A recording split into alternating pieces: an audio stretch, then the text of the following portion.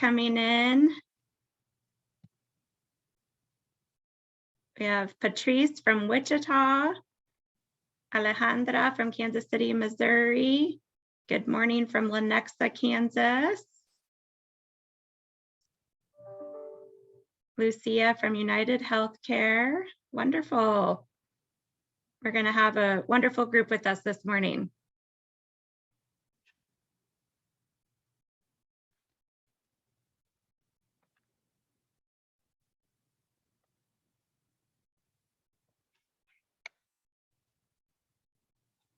All right, if you're just joining us, please go ahead and type in the chat where you're joining us from.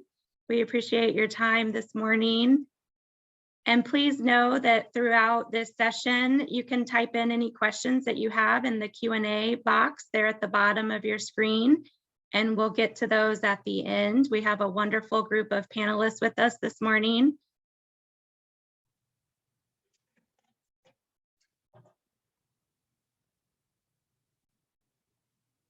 All right, so in interest of time, we'll go ahead and get officially started this morning. Welcome to this wonderful Wednesday morning. I know it's windy for those of us who are here in Kansas City, Kansas and Missouri. So I am Andrea Perdomo Morales, the Chief Program Officer with Vibrant Health. On behalf of the Reach Healthcare Foundation, Vibrant Health and Communities Concerned for Immigrants and Refugees, or otherwise known as CCIR, we want to welcome each of you and thank you for being here with us this morning. I want to thank the health advisors that work with Communities Concerned for Immigrants and Refugees who help guide the efforts of our programming, and this has been going on for the last 3 years. Today, we continue our conversations around issues that affect our immigrant and refugee communities. To give you a brief background of this work, the Reach Healthcare Foundation identified immigrants and refugees as a priority population in their strategic plan and spent time learning from the community on recommendations for their investment in this work. Through that, Reach committed to invest in these top recommendations for ongoing networking and educational opportunities by providing this learning network platform for immigrant and refugee communities. The investment and learning platform helped to create CCIR. It is so important for us to come together and learn and find ways to act in the best interest of our community. We are excited today to have with us as our featured speakers, Dr. Christine Thomas and Dr. Stauffer from the University of Minnesota Center for Global Health and Social Responsibility. Then we will be provided by updates from the Kansas and Missouri side by Jennifer Sutherland and Dan Manley.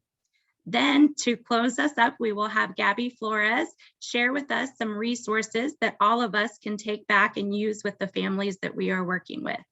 So without further ado, I will turn this over to Dr. Thomas and Dr. Stauffer. Thank you both for being with us this morning, and we're looking forward to your presentation. Great, thank you so much. So I'm Christine Thomas, and I'm going to share my slides and we'll get started. And so just by way of kind of starting us off, we wanted to talk to you a little bit about kind of what we currently know around vaccine acceptance in our refugee and immigrant communities, specifically with regards to the COVID-19 vaccines. And so as many of you are probably familiar, the Kaiser Family Foundation has been releasing reports kind of throughout the past year looking at vaccine acceptance and vaccine hesitancy. And most recently here in February, they released their kind of latest iteration and found that across the country, there's increasing vaccine confidence. And this includes Black and Hispanic adults, although still to a lower degree in those populations than compared to white adults. And when they kind of dove into this a little bit more, they found that concerns around the vaccine came from a variety of places, whether it was side effects, getting COVID-19 from the vaccine, missing work, not having access to a trusted place to get the vaccine, not being sure that the vaccines were tested adequately among people of their similar race or ethnicity. And while this is all very helpful and good, it leaves us kind of with a question about what are the thoughts of refugees and immigrants? And below here, I've just listed a couple examples. And as you can see, these communities, whether it's Somali, Ukrainian, Mexican, Hmong, they're all going to be represented in different aspects in the way we currently collect data around demographics and current breakdowns for race and ethnicity. And so understanding kind of what's going on in these communities and what their thoughts are isn't necessarily going to be represented in kind of the larger studies happening across the nation. And so with that, diving a little bit deeper, do we know anything? Do we have any data specifically in our immigrant and refugee communities to kind of know what their thoughts are right now? And the reality is there's really too little data out there. The largest kind of study I found, a report rather, happened in 1,000 Californian farm workers, the majority of whom were born in Mexico. And it was a survey just assessing, what are your thoughts about the COVID-19 vaccine? And we found that 68% were likely to get the vaccine in this group. But again, as I mentioned, there's not really much else to know about the other communities in the US as well. And so we can ask, well, do we have anything kind of pre-pandemic to go off of to get an idea for what these communities might be thinking about the COVID-19 vaccines? And so what we know kind of pre-pandemic is that vaccine rates are lower in people not born in the US. This is kind of across the board. Barriers that had been identified previously include a variety of things, whether they are from cultural factors such as language or different gender beliefs, an understanding or knowledge of the disease and the vaccine itself. Healthcare access is kind of a major barrier that has come up multiple times, and this is everything from transportation, unfamiliarity with our US healthcare system, insurance status or documentation and kind of concerns around documentation. There's always going to be some specific vaccine concerns. Is it safe? Is it effective? How new is it? Anti-vaccine sentiment will fall under here as well. And then just limited trust in governmental organizations distributing vaccines, limited trust sometimes in our healthcare institutions as well.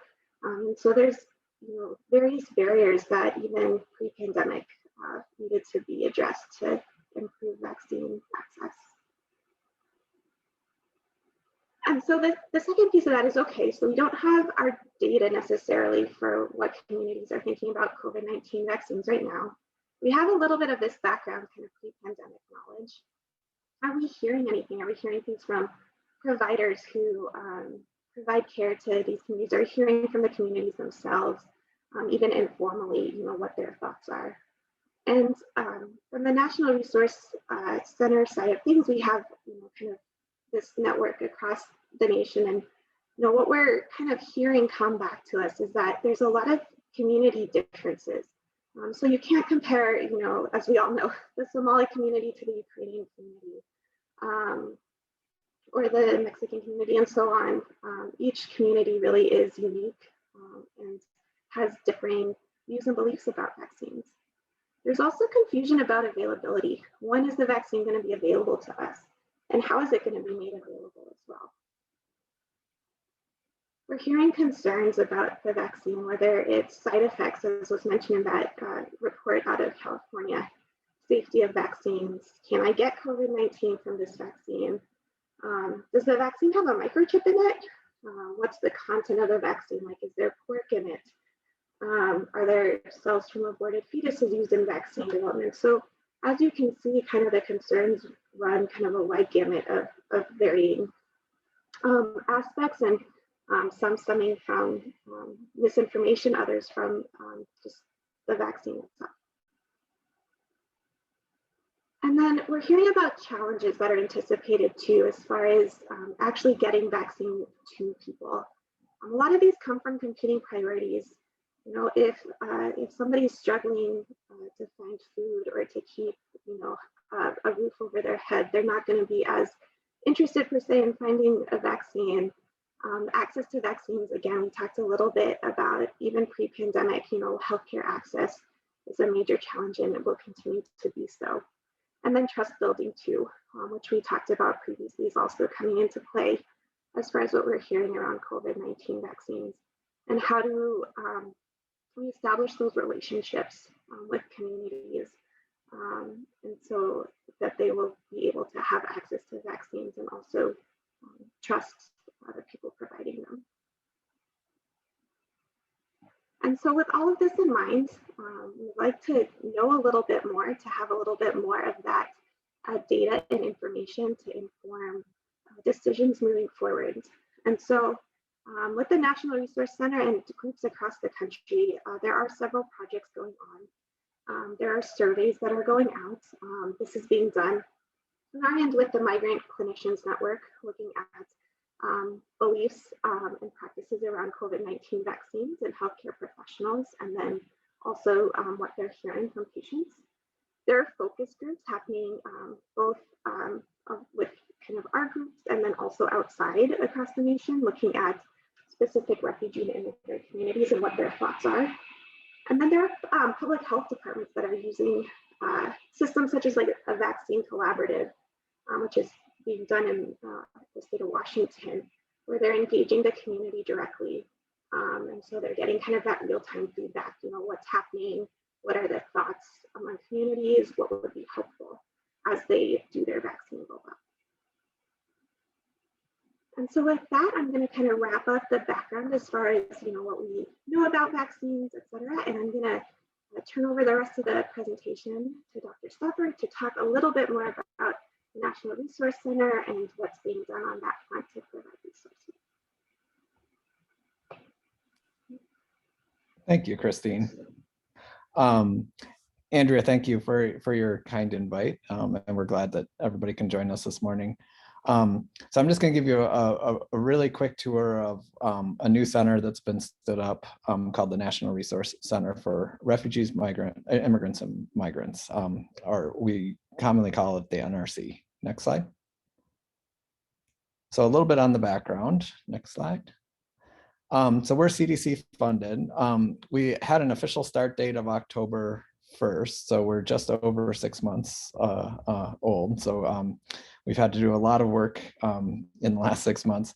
As everybody working in COVID knows, everything that you're doing needs to be done yesterday.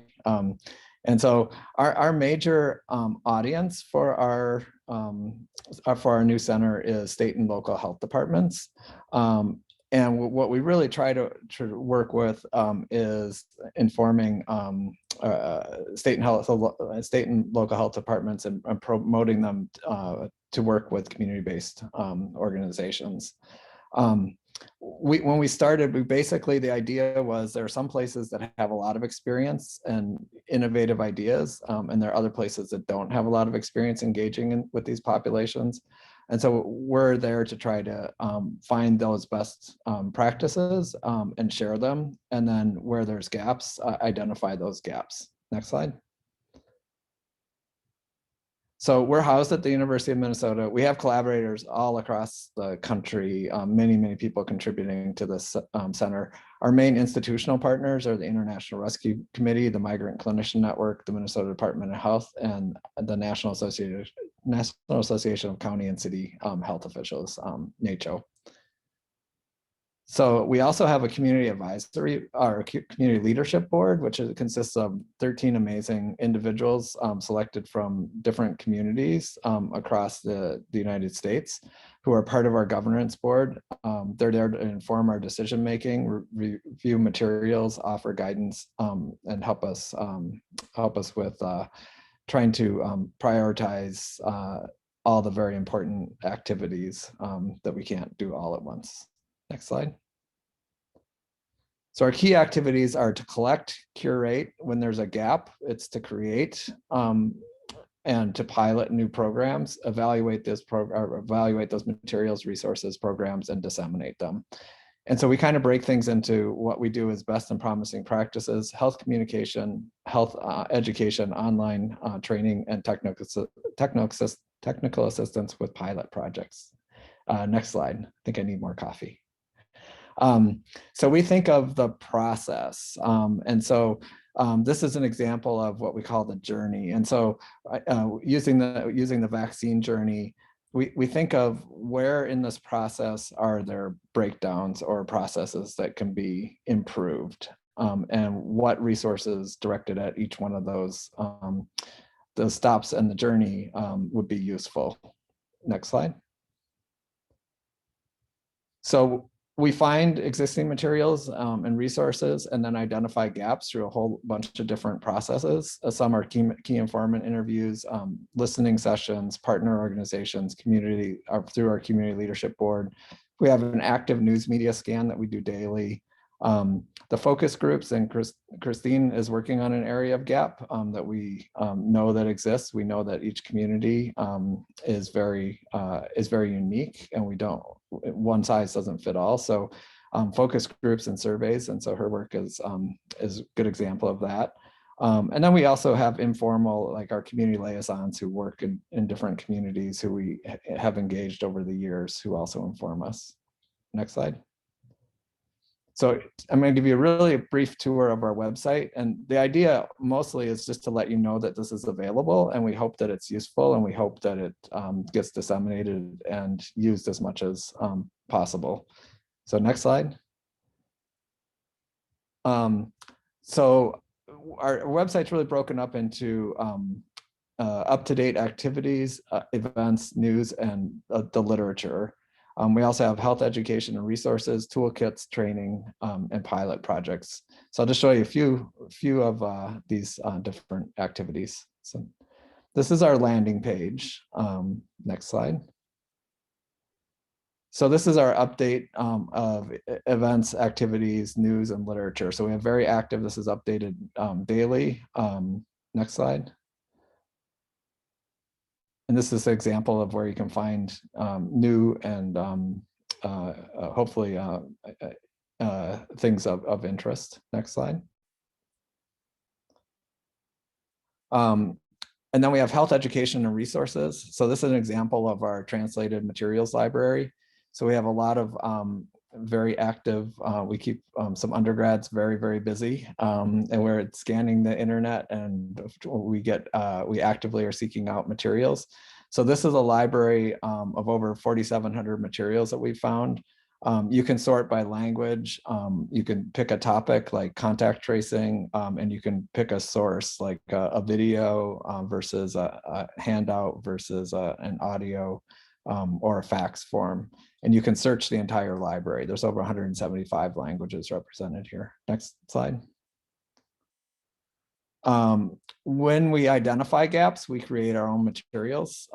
So these are just some examples of videos that we've created. On the top are some materials around reflections of how COVID has affected individuals or their families.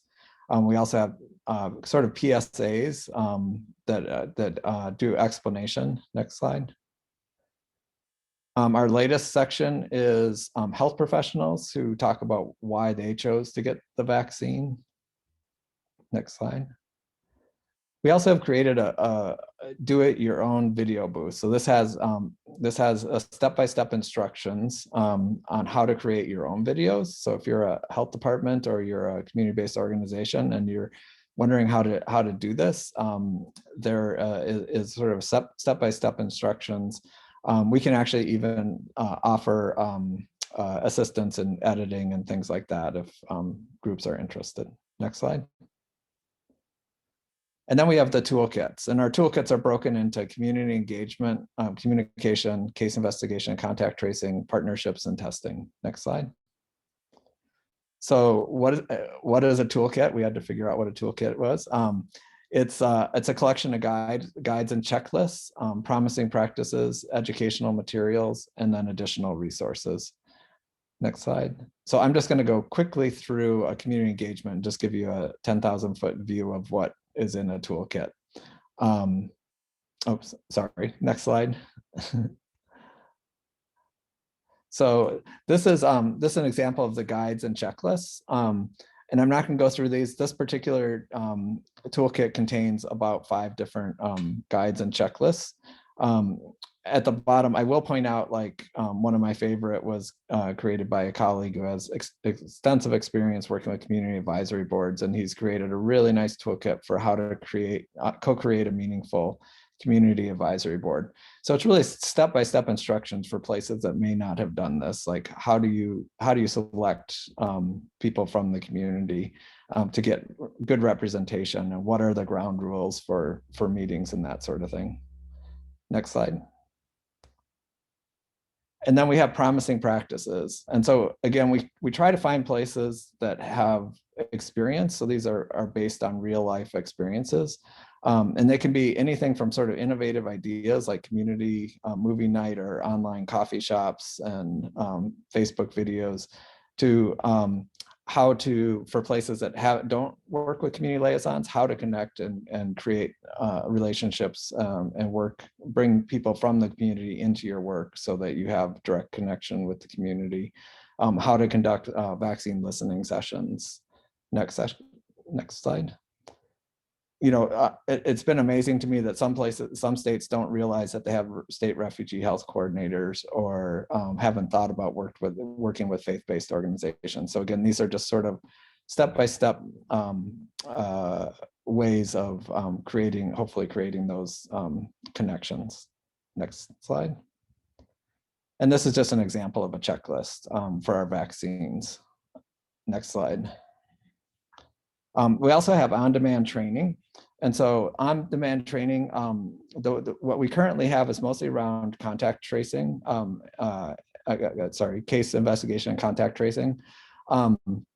So these are free online courses that address this. They're meant to sort of complement other trainings that are out there that teach people the mechanical process of doing contact tracing, but don't really talk about things like cultural humility, social determinants of health. And so these are meant to complement other trainings out there. Also in the process, we found that contact tracers have a tremendous amount of stress in their job. It's a very, very difficult job. And so we've created a stress and resilience module for contact tracers and case investigators.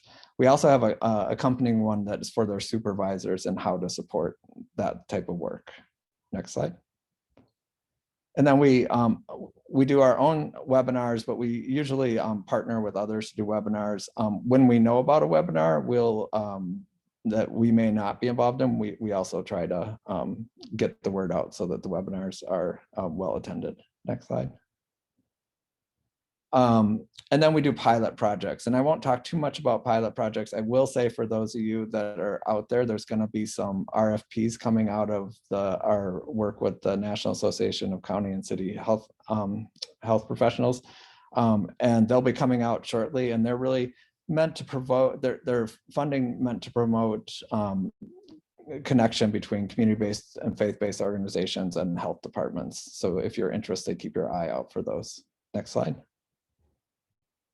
And then sort of the last thing I wanted to highlight was we have some material. You know, we realize, getting back to Christine's initial talk, that much of this is hyper local, and really to communicate, these need to be hyper local efforts. And we're working with a group called IDEO.org, which is a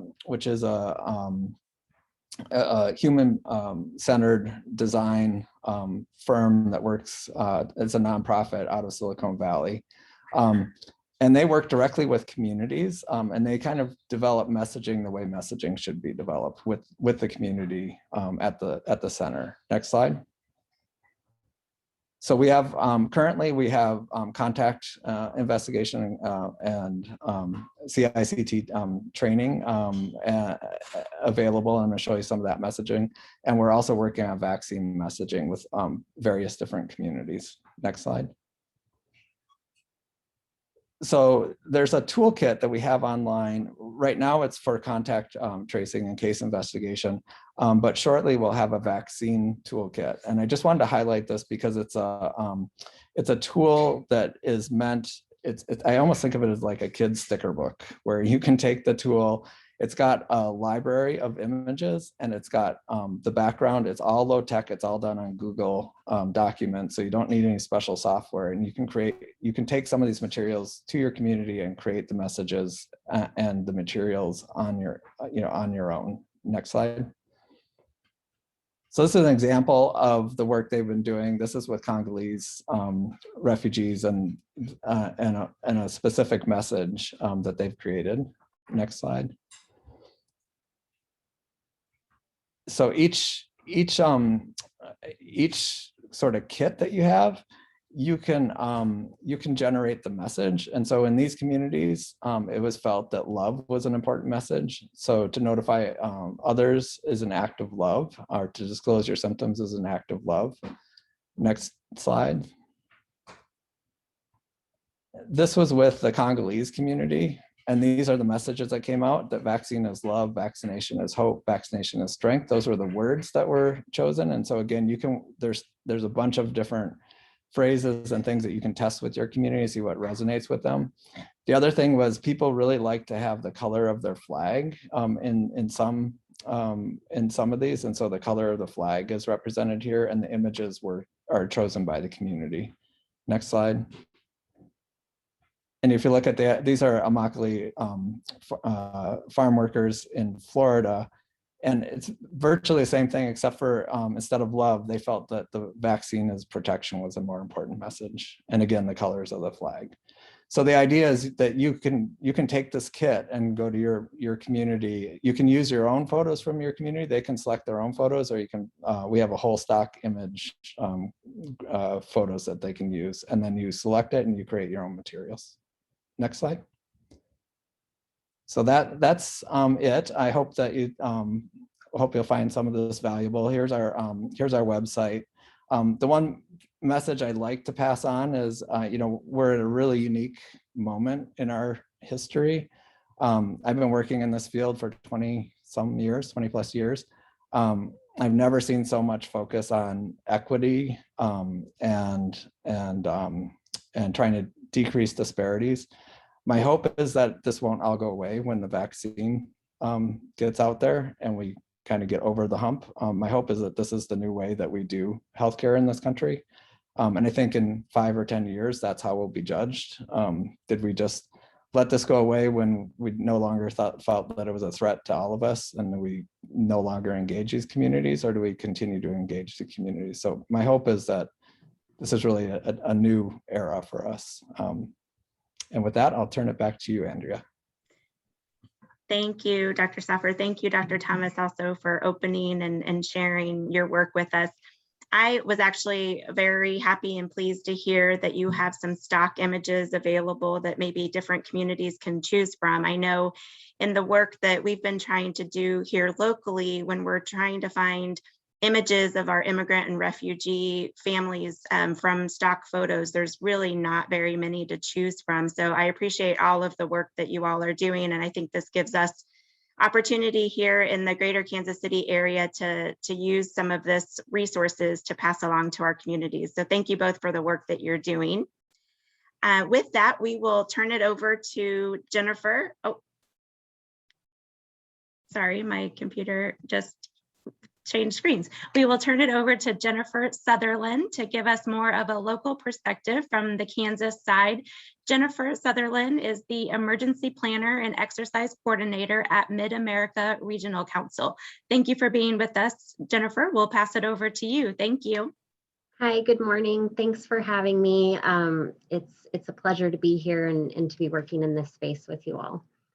So as Andrea mentioned, I work with Mid-America Regional Council. I'm Emergency Services Health and Medical Program Manager. So just wanted to give a quick kind of update or Kansas perspective, and then my great colleague Dan Manley will give a Missouri perspective. So the Kansas vaccination phases are slightly different in verbiage from some of the other surrounding states. They did this in an effort to kind of increase understanding for the public. It does get a little confusing with 1A, B, C, and those sorts of terms. So right now, Kansas is in vaccination phase 2. where we are prioritizing persons age 65 plus, congregate settings, high contact critical workers, and all other unvaccinated persons from previous phases. So for phase 2 congregate settings, anyone living or working in licensed congregate settings or congregate environments. This includes homeless shelters, congregate childcare institutions, emergency shelters, correctional facilities, behavioral health institutions, adult care homes, residents and staff, and home caregivers that can be paid or unpaid. And so that is essentially anyone who helps another adult or child perform the majority of their daily living tasks. So high contact critical workers are those workers that provide critical services or at higher risk of infection or exposure because of their jobs that require a constant or close contact with other individuals.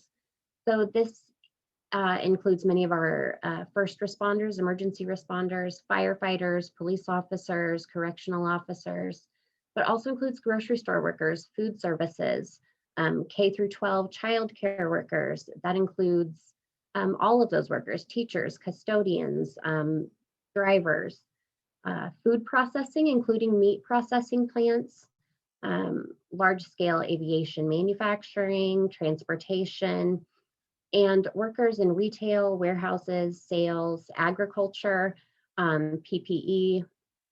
And so we know that in some of these high contact critical workers, there will be large populations, possibly of immigrants and refugees. So in food processing, meat manufacturing, and agriculture. So the Kansas Department of Health and Environment has kept an eye on equity through this entire process through prioritization. So their plan includes an equity lens to ensure inclusion of socially and medically vulnerable communities, and equity throughout the vaccine distribution process by prioritizing providers such as safety net clinics in vulnerable communities and proactive outreach. So as we look at kind of the current case rates and vaccination by race and ethnicity, we know that some of our more affected populations so far have not had the uptake of other populations of the vaccine. And for many of those reasons that Dr. Stauffer and Dr. Thomas mentioned, and we will get into that a little bit more. So some of the challenges have already been discussed. So language barriers, we know that this is a huge issue. It's not just English and Spanish. There are hundreds of languages, and all of those individuals have a right to the same equity and a right to the same information. So utilizing those resources that are translated, utilizing those trusted messengers in the community that can adequately and respectfully answer the questions that these individuals may have. We know technology access or technology literacy is an issue, especially with some websites only being in English. An issue if you have an individual who is accepting of the vaccine and would like to complete an interest survey, they may need help doing so. And so utilizing those community organizations to help these individuals register will be important.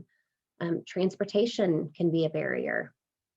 We've seen this a lot with some of our vulnerable populations who are not able to travel or don't have their own car, maybe they are not on a transportation line. So helping those individuals work through those challenges and come to a solution can make a huge difference.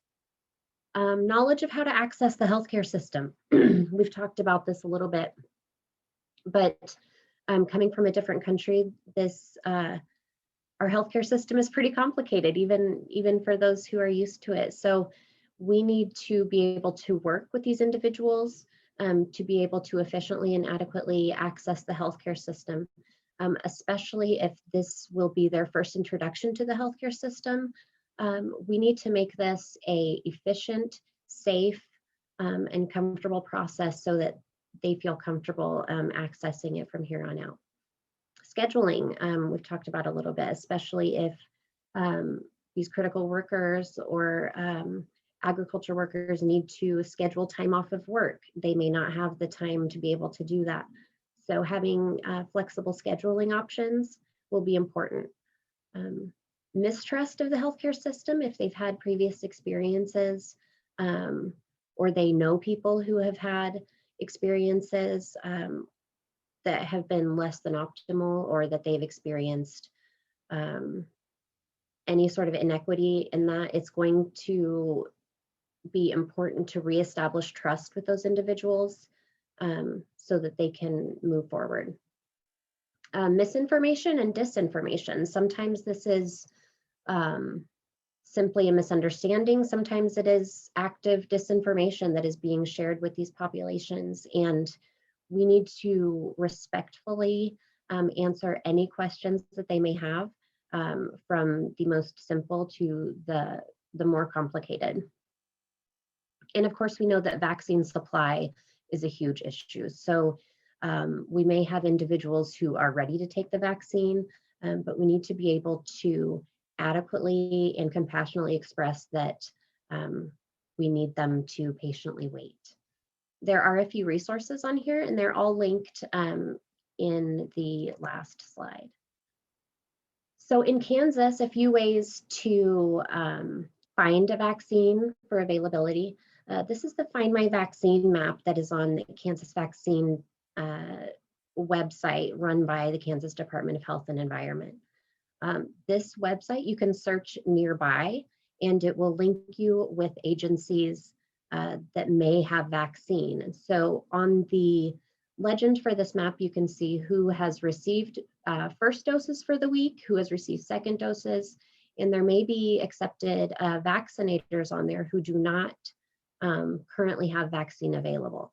But this will link to local public health departments, hospitals, health systems, federal pharmacy partners who may have vaccine. All of these providers will be following the Kansas recommendation for the current phase. So this may pull up an institution that has vaccine close by, but if this person does not qualify under the specific phase, they can go ahead and sign up or call for assistance and be placed in the correct tier to be prioritized for vaccine. So I've shared many resources on here that some will be discussed later, but there are a lot of really great tools. Dr. Thomas and Dr. Stauffer shared some really great information, and I'm actually looking forward to using those resources as well. But so the NRC, there's a great paper from the CDC on equitable vaccine implementation and meeting people where they are and how to kind of address some of those barriers. Vaccinefinder.org is a national vaccine tool where you can sign up or enter the information on where you can find a vaccine locally. And then of course the Kansas vaccine tool that I just shared. There is a wealth of information on the KDHE website, also on the CDC website.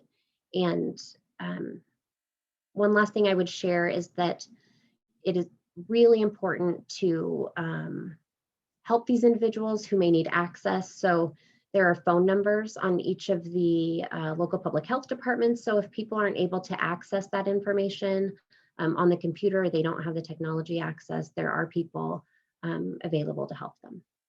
And that's all I have from the Kansas side. Thank you, Jennifer, for sharing the work that is being done on the Kansas side. I think for many of us that are working with families, just trying to keep up with the differences in Kansas and Missouri is tricky. And so that's one of the reasons why we wanted to make sure to bring to this webinar an overview of what to expect from the Kansas and Missouri side. So thank you, Jennifer, I appreciate that. And then next, to provide the Missouri perspective, we have Dan Manley, who is from the Emergency Management Division with the Lee's Summit Fire Department. So with that, Dan, thank you for being with us this morning, and we're looking forward to hearing your overview on the Missouri side. You're on mute, Dan. Oh, there you go. Thank you very much. I appreciate the opportunity to present to the group. Really, a lot of good information has been shared previous to my opportunity here. So I'll be covering some of the same information in my slides, just to give you a perspective of some of the activity that's going on in the Missouri efforts. Is that we started the planning process with our federal partners and state partners back in August for the rollout of the vaccination effort. In Missouri, at the state level, they've established an equity and distribution advisory group that helps to make decisions and influence the distribution of vaccine throughout the region. As we look at the, try and transition here, I'm sorry.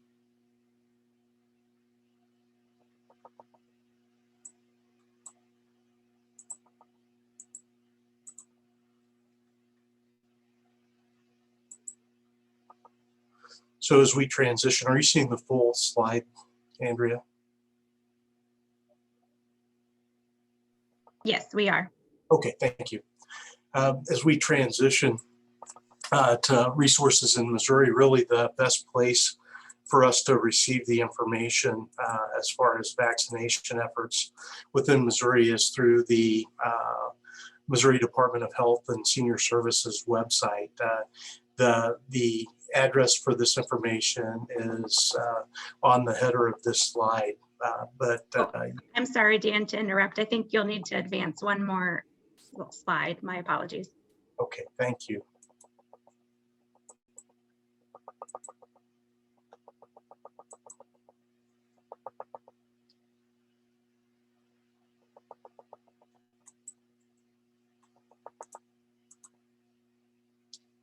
Did the slide advance for your screen? It didn't. I think you'll need to re-share it, and then it should work. Take your time. Thank you. Do you have it now? There we go. Yes. Thank you. I apologize for that. No, you're fine. As you can see on the header for this slide, that the covidvaccine.mo.gov is the site that I'm referring to. Some of the key things that are helpful for you and your role as social workers, social service providers, is that we've talked about some of the barriers and challenges in communicating with our populations. And one of those is that multilingual communities, we need to have the ability to translate information. So the state website has the ability to translate the information into 50 different languages. It provides information both to residents and then vaccinators across the state about resources that are available, and then provides specific information about vaccine providers that different populations can access resources. As we start talking about being able to access these resources, there's a common saying in emergency management that all disasters are local. And when we look at the response to COVID and the pandemic, that's really true, because as was stated by Dr. Thomas earlier, is that the demographics are so unique for each community. And so really we have to be able to influence operational impacts at the local level so that we're able to achieve the needs for the different populations that we serve. The other information that's available on the site is to be able to share information about the current phase of vaccination. Jennifer in her presentation was talking about Kansas and how they had 5 different phases that they established.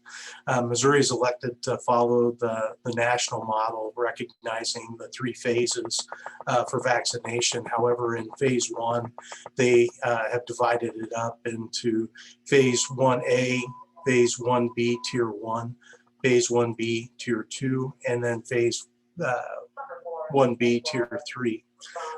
As we transition in Missouri on March 15th, we'll be moving to the phase 1B tier 3. The the thing to take from that messaging is that that will align the efforts of Missouri and Kansas. So we've had some confusion because of some difference in the populations that are being served currently. With this slide, you can see the numbers of people that are projected to be impacted at each of the levels. And so Missouri's population is just under 6.2 million. After we complete the vaccination of everybody eligible in the phase 1B tier 2, we will have effectively vaccinated half of the population in the state where they would be eligible to receive that resource. The decisions on the vaccination phases are based on limited resources. We recognize that vaccine is currently, the demand is exceeding the supply that's available, and that's one of our biggest challenges currently. But it's also focused to, using a target focus to be able to reduce risk and morbidity and mortality for our population served. So that's why the focus on healthcare populations, long-term care, and the forward-facing or patient-facing healthcare providers was one of the initial focuses. An example of an impact from that type of decision is there have been studies that have shown that there's been an 82% reduction in death in a long-term care facility since the vaccination effort has been undertaken. So it shows that the activity is effective in being able to reduce that morbidity and mortality. But the other message that I would like to convey, and this is one of the challenges I think that we can influence with our social workers and through our community education, is that the members of the immigrant and refugee populations in each of our communities fall into each of these categories. So where we can help is to align them with the phase that they are to be vaccinated in, and then also to help with identifying vaccine providers that can provide support for their communities.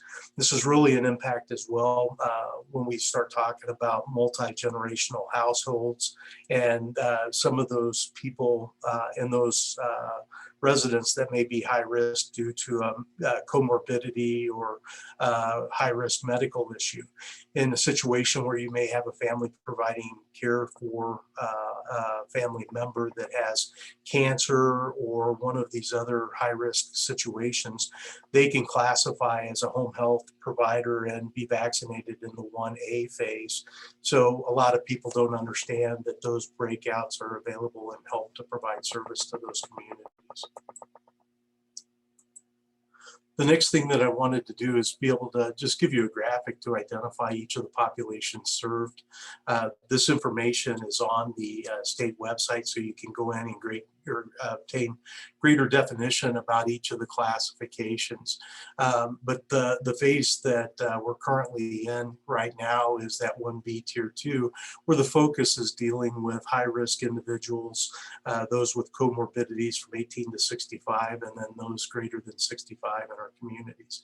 It also has an aspect of support for governmental entities such as public safety, public works, and then for emergency management within communities. But it also provides support to all of those ancillary service providers within the healthcare infrastructure. So that would include clergy, and for social workers, other people that may not be patient-facing within their healthcare organizations. Also on the website, you can get great detail about different data elements that are helpful. The total number of vaccines that have been administered. You can see the demographic breakout across the state based on age, and then also by sex, and then other demographics related to ethnicity and race within the state. One of our challenges is this information at the state level. When you look at Jackson County, Missouri, we have 3 health departments within Jackson County, Missouri. So Kansas City, Missouri, Jackson County, and Independence. In this situation, we're not able to break down the information for each of the jurisdictions to get that higher level detail, but we're working towards that as we move forward. Some of the barriers in dealing with our managing our immigrant and refugees, similar to what's been stated currently: communications, cultural factors, knowledge and beliefs about the disease and vaccine, access to healthcare, challenges that we've dealt with long before the pandemic has occurred, but we're still working. And hopefully, as Dr. Stauffer said, we can use this as an opportunity to correct some of these issues that have been historic in nature and really improve access for our communities. The other is the trust issue. There's been so many stories about influence and trust. Some of that's created because of misinformation or disinformation, as Jennifer had stated. And so being able to have platforms to share accurate information or to be able to direct people to specific sources is really the key for our success.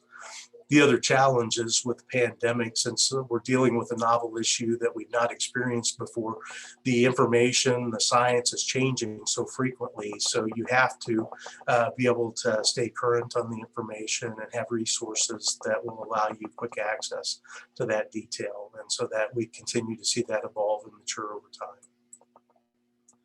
So some of the strategies to overcome the barriers that were considered in our planning process, the development of platforms that translates messaging into multilingual tools that can be shared in our diverse populations, the engagement of communities of interest that influence the immigrant and refugee populations. So we have different task forces and work groups that have been established within each of the jurisdictions that help to address these issues.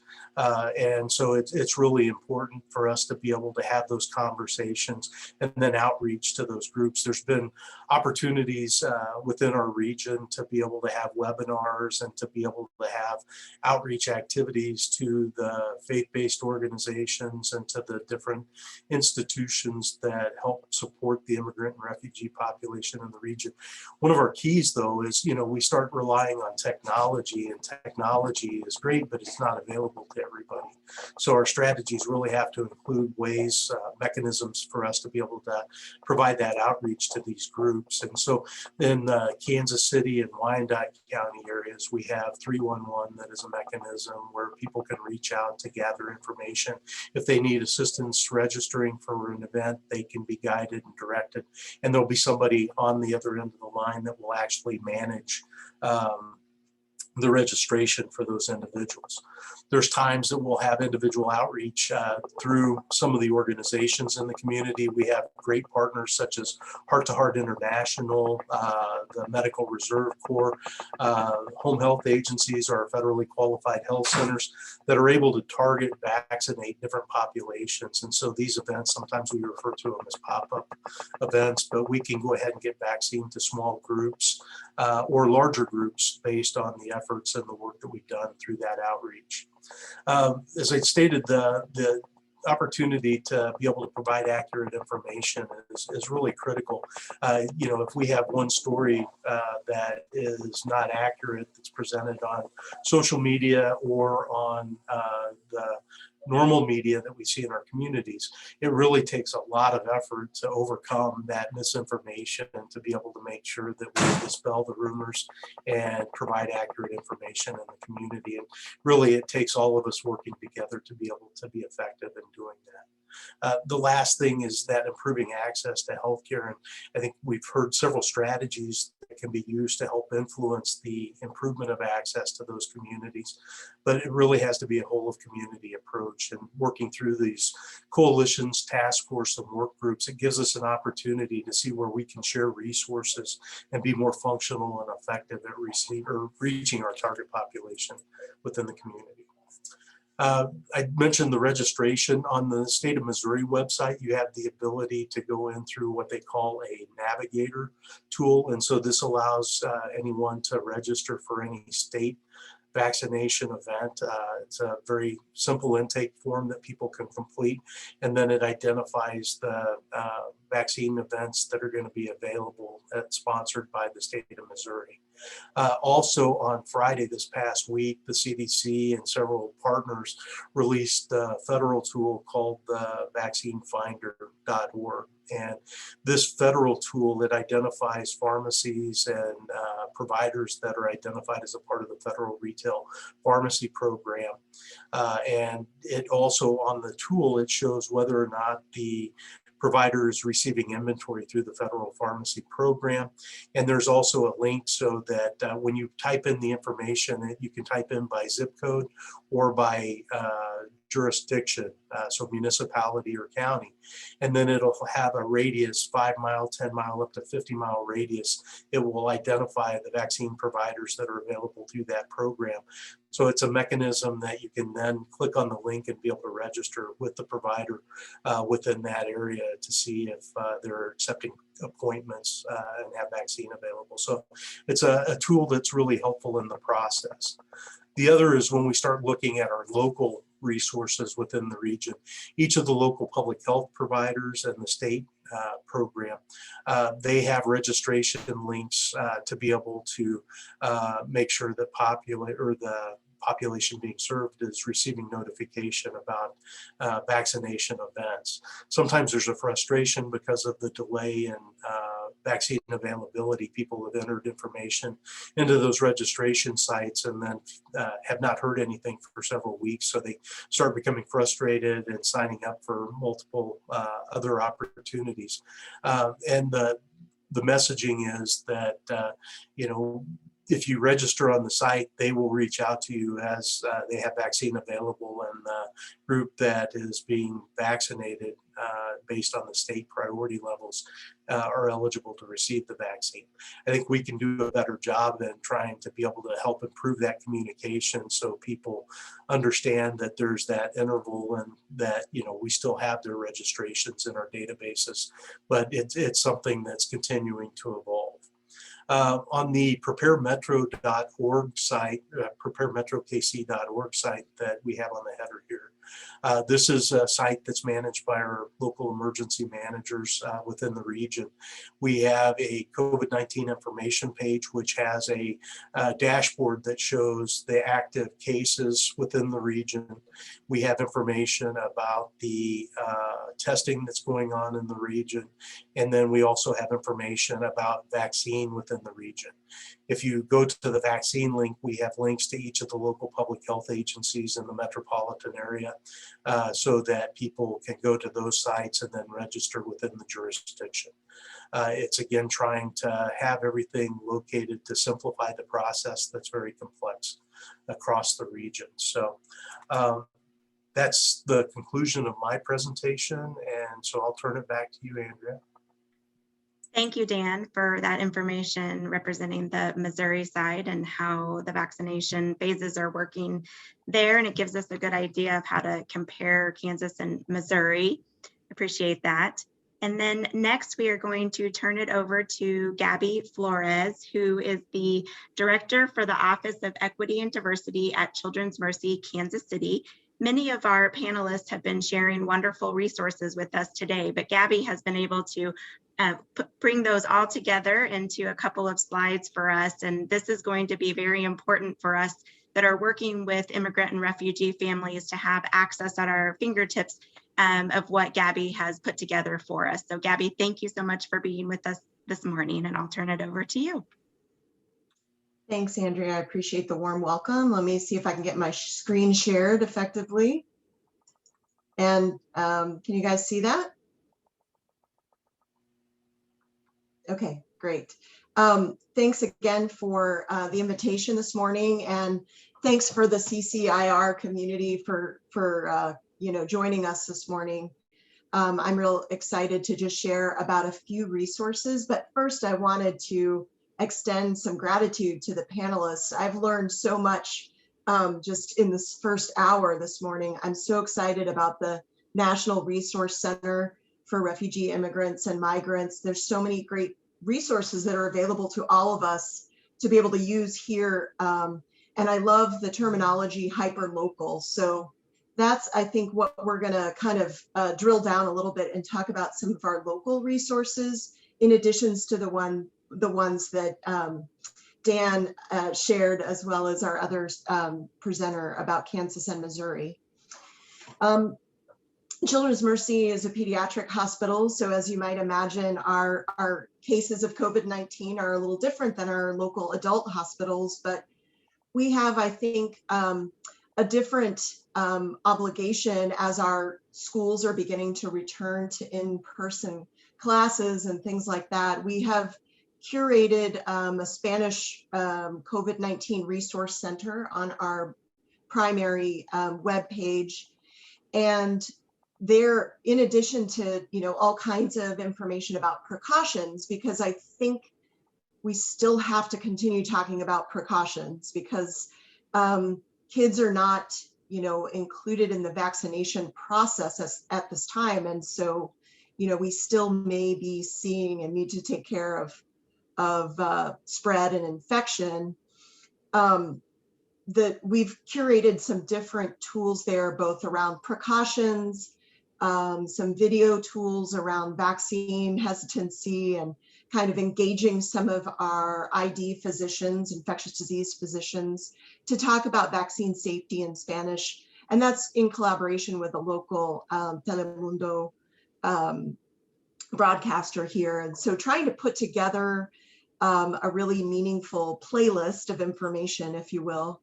There's a really valuable toolkit there too about kind of returning to school safely in Spanish that's really designed for families to use and to kind of help prepare students as they go back into the classroom.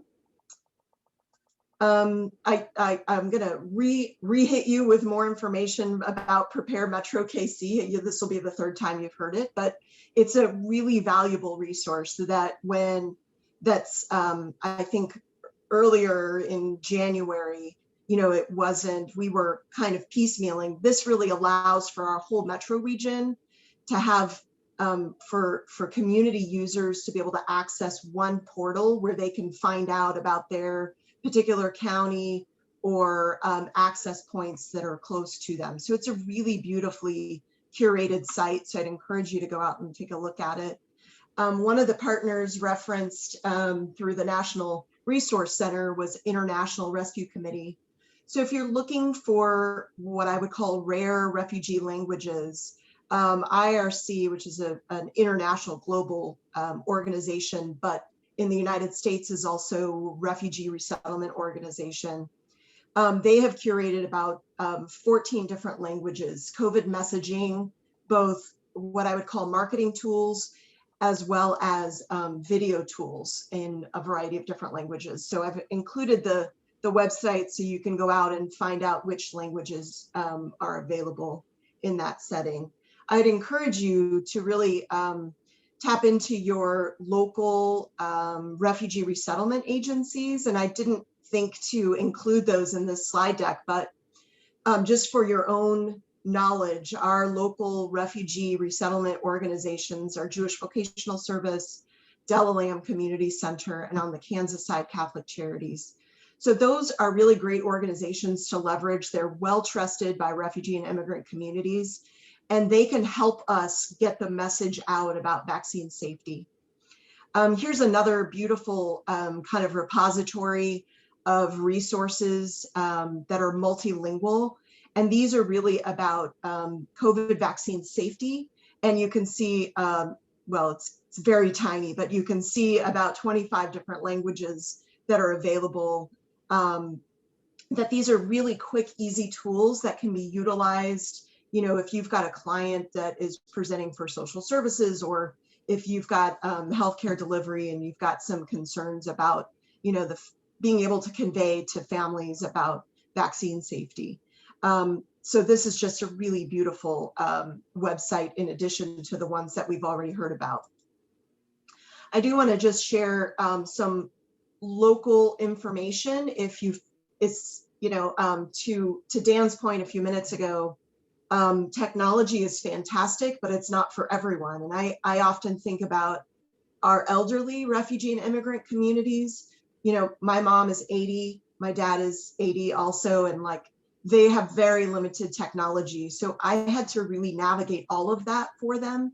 And so I think about our refugee communities and how they may struggle to really interface with the systems that we have set up.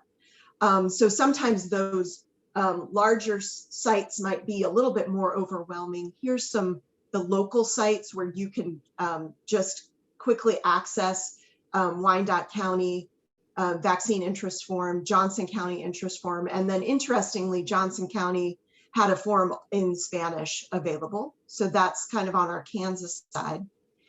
And then Missouri resources, again, as Dan already mentioned, kind of the vaccine, the COVID vaccine Missouri locator. Also, Casey Moe Health Department has a vaccine sign up, Jackson County Registry, and Clay County. So just for those that really need that kind of very local information. And then importantly, you know, in our community, Truman has been doing some amazing community outreach events. Truman has a really robust language access system available. And so refugees and immigrants can easily call in and be able to schedule with the help of an interpreter. That was one of the questions that I saw pop up on the Q&A. And I think just to make sure that this community is aware, Truman is hosting a community vaccination event at Della Lamb Community Center, which is one of our refugee resettlement agencies, on March 17th and 18th next week. And you can call that 404 CARE number and get scheduled, or help your refugee communities to get scheduled for that. I can envision that they will have interpreters and language access there that day, just because of the nature of the event being hosted in a refugee resettlement area. Someone else noted in the chat that Sam Rogers is another organization that is very well trusted by our local refugee and immigrant communities. They're the refugee health screening organization on the Missouri side. So a newly arrived refugee comes into the US and establishes their care at Sam Rogers typically. And so that's typically where they're getting all of their primary care. So they're really trusted resource. And it was noted that they're going to begin doing some more public events. I only put the hospitals up because they are the ones that have been doing kind of the larger scale community events as the tiers have been rolling out. So I wanted to make sure folks, have that contact information for the various different healthcare organizations. And each one of them has a registry system that they can go in and register. So if I'm, like, for example, with my father, I was able to help him get registered with the KU Health System because he was a patient there, but they're pushing out a lot of information through their patient portal. And if you're an 80-year-old who doesn't use the patient portal, you're not going to get information. So it was really helpful for me to sit down with him and we walked through the step-by-step kind of registry at KU Health System. So I think some of us on this call may be advisors or helpers to our refugee and immigrant communities because they trust us. And so we can help them get in line. We can help make sure that they're aware that it's safe to vaccinate. I've also included some links to some other really valuable messaging that's in the community. I would call your attention to this, it's a video in Spanish that was done in collaboration with Telemundo. Dr. Barbara Pahud is a local infectious disease physician who was involved with the vaccine trial and is now embarking upon vaccine trial with teens. So if you have teens and you want to get involved in trials, she is an amazing physician researcher in our community. But she did a really beautiful interview and conversation dialogue in Spanish about vaccine safety. So if that's something that you're needing access to, it's readily available on YouTube. And then here's just a list of some other great video resources for other communities of color. But I would refer you to that Georgia reference if you need some, what I would call, language appropriate public health messaging. This is going to be more probably mostly in English for other communities, but might be good for, many of our refugee and immigrant families or households have mixed families. So the elders may need something in their target language, but the younger folks may need English resources. So I wanted to make sure to provide a variety. So I think that's it for me in my section. Thank you so much and look forward to the Q&A. Oh, Thank you, Gabby. sorry, I messed up on the. No worries. Thank you so much. I appreciate you putting all of those resources together in a couple of slides, and those will come in handy for those of us on the call today and have access to all of the different resources. Appreciate that. So we will move into our question and answer piece. Before we start getting to our questions that we have coming in, I just wanted to mention that Communities Concerned for Immigrants and Refugees is embarking on a strategic planning process. So after this webinar, you'll automatically get directed to a survey, and we would love to hear from you as far as what ideas you might have for CCIR coming up for the rest of 2021, but also 2022. We really want the input of those who have been involved in attending our webinars to be able to have some voice into where we're headed and what you all would like to see with specifically working with immigrants and refugees. So be on the lookout for that, and we'll appreciate all of the feedback. So with that, I will move to our questions. The first one that we have is for Dan. It says, does 311 have interpretation available? There's different 311 systems for Kansas City, Missouri, and Wyandotte County. They have the ability for some translation services. I need to follow up to see how comprehensive that is. Many organizations have tools that are available to help support that translation service. An example of one of those is stratusvideo.com is their website, but they have services that can help support translation activity in each of the regions. So we'll follow up and get additional detail about the services, the complexity, or how comprehensive the services are through each of those networks, and get back to the group. Thank you, Dan. I appreciate that. We have another attendee that says, we know that language barrier and vaccine negative information is in the air, and a lot of videos on negative information is out there. What are the best approaches and strategies in breaking through these barriers and have communities involved so they are not left behind? So I don't know who would like to take that one. It might be a couple of you. I'll be daring, Andrea. I'll try and take it on. It's actually a huge question. And I think if I think about it, there's sort of two parts to it. They're obviously related. There's language barriers, I think, which is one major issue. And then there's vaccine, I think negative. I think what they're saying is misinformation that's out there as well. So, and I think both of those are huge issues. In one sense, the language barriers are a little bit easier, although, we know, like I said, our library has 175 languages. And so it's a huge barrier. There are a lot of local languages. We've been really trying to reach some of those fairly widely spoken languages that there is not a lot of translated materials, like some of the Guatemalan local languages, for example.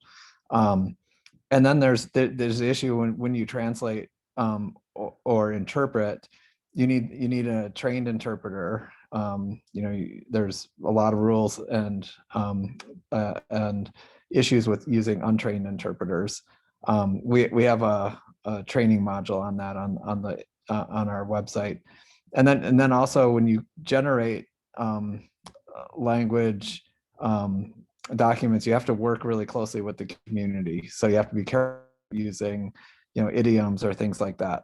Turns out that like communities say they really like idioms, but you can't use an English idiom and translate it into another language. It won't work. So you have to be careful about like how you use those things. And then as far as the misinformation, I mean, that's a huge thing. That's across our entire society.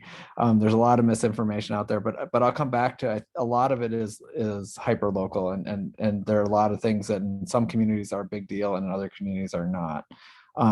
We supply some things. So Christine had mentioned things like concern about either pork products or if the vaccine is halal.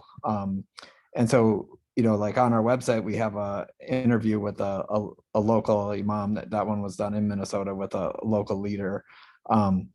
And hopefully that would be of use. But I think all the speakers mentioned trust.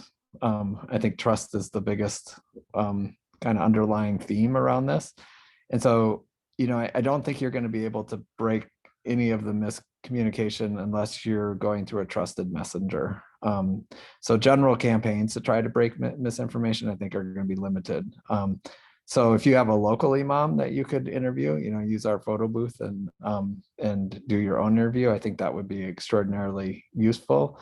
And it's really finding those trusted partners that you can communicate with. And each community is going to have its own misinformation that it's concerned about. So you have to try to sort that out. So big jobs, but I think that's what we're all trying to do, right? So we won't solve that, but hopefully we'll make it better incrementally. Yeah, I agree, Dr. Stauffer. And I think part of what I have found helpful from this webinar in particular is that everyone is sharing resources and information, and then that then helps us and our different organizations to be able to hand those out to the patients, clients, participants that we're working with. So thank you, Dr. Stauffer. Would anybody else like to add anything to that question? Oh, sorry, go ahead, Dan. Oh, I was just going to say that the other, I think, important task is to be able to find the source of the misinformation and be able to try and do some type of mitigating activity, educating them, making sure that they're provided the correct information, just to be able to try and stop the spread of the misinformation is helpful in the process. So go ahead, Gabby. I was just going to share, a personal experience from our hospital. We have a Hispanic Family Advisory Board, and they have been, convened, and they're advisors to us for the last 12 years. They had lots of vaccine hesitancy initially, and so we were able to mobilize. We have probably 3 or 4 ID docs that are bilingual. And so we invited one of them to come in and just talk real candidly about vaccine safety and its origins. And it was amazing how when you activate and inform those informal community ambassadors, they then get that word out and the message out to their communities about vaccine safety. So they're a countermeasure to the myths and the rumors that revolve around our community. And I just think that it's so important for us to be able to get these really valuable resources into the right hands of our local community health workers. El Centro has promotoras. They also, Sam Rogers has a very intricate network of interpreters that are also kind of function like community health workers. So if we can get them the right video tools and resources, they become that web that casts a net across our community. And just that trust piece is so important. So thank you. Yeah, I think those are great points. Sorry, Andrea, I would just jump in and add, it's really important to be able to get to the root of what this misinformation and disinformation is. So people may not even realize what they believe to be untrue, obviously. So we really need to just listen. We need to listen to what's going on in the community. We need to be able to engage with those trusted leaders and, the boots on the ground to be able to understand what it is, what the community is hearing, and really get to the root of it before we can help build that trust and share truth. That's a great point, Jennifer. Thank you. Thank you all for your responses to that question. I appreciate it. The next question, it says, is Children's Mercy vaccinating educators in Missouri as they are in Kansas? That's a great question. And I know that there's planning in the works, but some of it has depended on the phases that Dan shared with us. So our vaccination efforts with teachers and school districts has been mostly on the Kansas side at this point, but we are in planning mode with KC Public Schools and others on the Missouri side right now, because the phases were different by state. So we haven't begun, to my knowledge, yet. I think after the 15th, things open up quite a bit. So my expectation is that we'll probably begin in the very near future. We are also working through all of our patient population as well. So if you think about kiddos with medical complexities who are age 17 and above, we're also working to vaccinate that patient population too. Thank you, Gabby. And I know that there has been just a frustration across the board, not just here in Greater Kansas City, but nationwide on the shortage of vaccines. And so that has caused some frustration. So thank you for updating us on what Children's Mercy is doing. The next question, where can I find the flyer or more information on the Della Lamb event that you referenced, Gabby? I would encourage you to just call the phone number. You can probably check on the Truman website.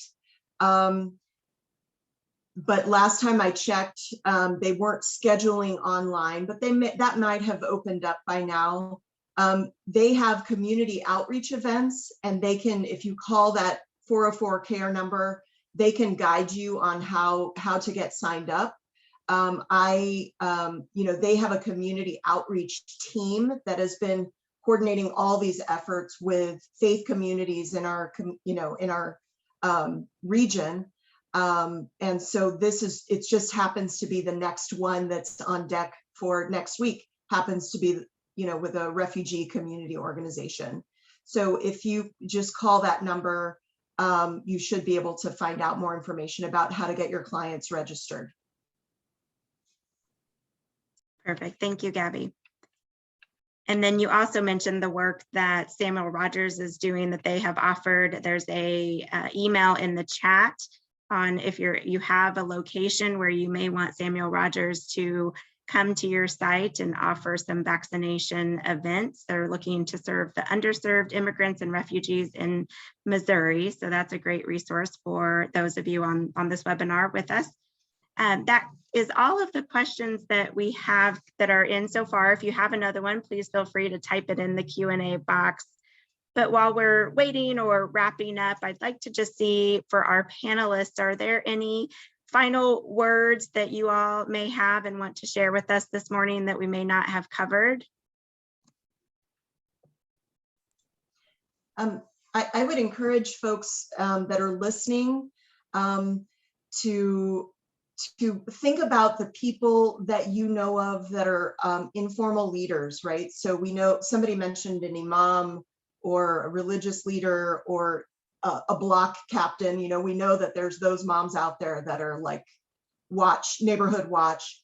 Let's mobilize those folks with the information. Even though technology is sometimes not super accessible for some of our seniors, like our Hispanic Family Advisory Board, they're very savvy on Facebook, and they will get these kinds of videos out to, they'll send it viral. And so how do we mobilize that network? And then secondly, something that I really feel like I want to do a better job of myself is accessing our local media, our local Spanish media in particular, especially radio. Radio is a place where people really do still get a lot of their information. And I do think that some of that root cause analysis, we want to get the radio with the right information about vaccine safety. So I'm going to take that as a to-do for myself to try and make some contacts with radio. And I would just add, sorry, Dr. Stauffer. No, go ahead, Jennifer, please. I was just going to mention, we can't overstate the importance of just mouth to mouth. So in spite of, the way media flows and that kind of wildfire information, it's also important just for individuals to hear from their friends, from their family. So really making those experiences comfortable, safe environments, so that, if mom gets vaccinated, she had a great experience and she can share that, and then maybe dad will get vaccinated, and then maybe grandma will get vaccinated, or any order. But it's really important that we make sure every experience is comfortable, safe, and efficient, so that we can really spread from person to person. Thanks, Jennifer. I think the couple of things that I would add is, I understand there's a lot of social workers and social service agencies on this call, which I think compared to some other groups I talked to, like say medical groups, I think you guys have and I can say this because my spouse is a social worker. So I think you guys have a sense of like, there is no magic bullet. There's no magic answers that are going to come from top down. These are all community based. They're hard work. They're door to door, as Jennifer was saying. They're person to person, and it's gonna take everybody to really overcome these, and a lot of like pounding the pavement to overcome a lot of these issues. From our perspective, we're trying to put the tools out there, or there's really interesting ideas, and we couldn't get into all the specifics on the call. We have quite a few of them on our website. One that we're trying to capture that's between us in Minnesota and you guys in Kansas is a great program in Iowa where they've really mobilized the children of immigrants working in processing plants to be that trusted source that go between. So there's a lot of great work out there. What's traditionally happened in immigrant refugee health is it's all on a local basis, which is important. It needs to be done on a local basis, but there's a lot of reinventing the wheel. And so I think where efforts like this can be helpful is in sharing those ideas, and that speeds things up and also gives you a leg up because you can talk to different groups. So I'll put one last plug in for us. If you guys know of a really innovative programs, innovative initiatives, you can go to our website. You can reach out to me directly, but you can also go to our website and put in that about these, and we'll reach out and we'll try to learn more about them, because we'll try to write those up and disseminate them. We also have a newsletter that we don't use it for anything else. So if you sign up for our newsletter, it goes out once a week, and it basically has all the new resources that are going up on the website that week. And there's a lot going up. It's a little more digestible than trying to go through the entire website to get those updates. So please feel free to sign up for our newsletter.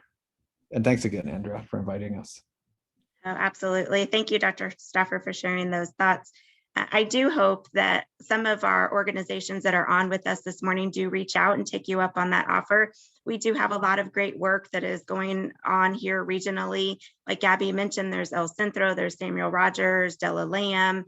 The Wyandotte County Health Department has been doing some very pointed work in the area of equitable access to vaccines.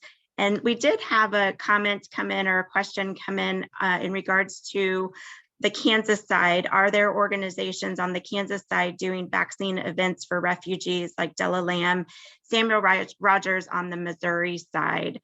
So I think one of the things, and I'll take a stab at it, and then if anybody else would like to jump in, please do.